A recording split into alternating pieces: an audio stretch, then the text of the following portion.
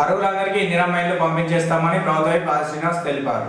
తెలంగాణ ప్రభుత్వం అత్యంత ప్రతిష్టాత్మకంగా అమలు చేయనున్న ఇందిరమ్మ మోడల్ హౌస్ నిర్మాణ కార్యక్రమాన్ని వేములవాడ పట్టణంలో మండల ప్రజా పరిషత్ కార్యాలయం ఆవరణలో హౌసింగ్ శాఖ ఆధ్వర్యంలో శనివారం నిర్వహించగా ముఖ్య అతిథిగా ప్రభుత్వ శ్రీనివాస్ హాజరై భూమి పూజ చేశారు. ఈ సందర్భంగా ప్రభుత్వ శ్రీనివాస్ మాట్లాడుతూ రైతు భరోసా, ఇందిరమ్మ ఇండ్లు, ఇందిరమ్మ ఆత్మీయ భరోసా పథకాలు, రేషన్ కార్డుల జారీ ప్రక్రియ ఈ నెల 26వ తేదీ నుండి ప్రారంభం కానున్నదని వెల్లడించారు. గత 10 సంవత్సరాలుగా ప్రజలు కళ్ళు కాయలు కాచేలా ఎదురు చూస్తున్న రేషన్ కార్డులు, ఇందిరమ్మ ఇండ్లు మంజూరు చేయడం జరుగుతుందని తెలిపారు. ఈ కార్యక్రమంలో municipal vice chairman Bingi Mahesh, market committee chairman Rondi Raju, గృహ నిర్మాణ శాఖ జిల్లా అధికారి Chennaiah, municipal commissioner Anvesh, MRO Mahesh, MPDO L Malhotra, market committee vice chairman Kanigarapu Rakesh, Congress party town president Srinivas Goud, municipal కౌన్సిలర్లు, కాంగ్రెస్ పార్టీ నాయకులు తదితరులు పాల్గొన్నారు.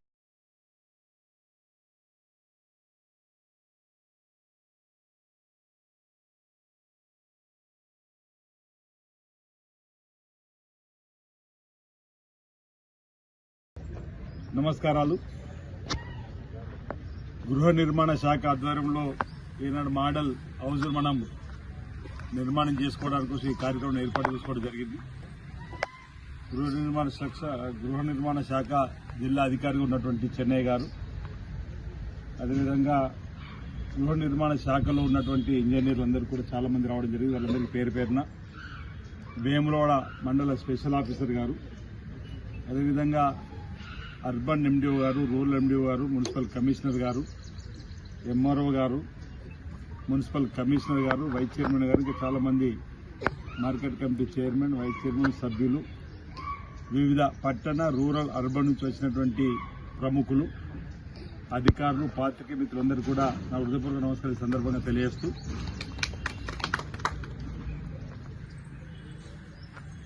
ఈ 26వ తేదీ నుంచి జరుపుకోవాలని చెప్పిన ఒక నిర్ణయం 4 ప్రధాన హామీలు అమలుకు సంబంధించినటువంటి అంశంలో ముందుకు పోతున్నటువంటి తరుణం.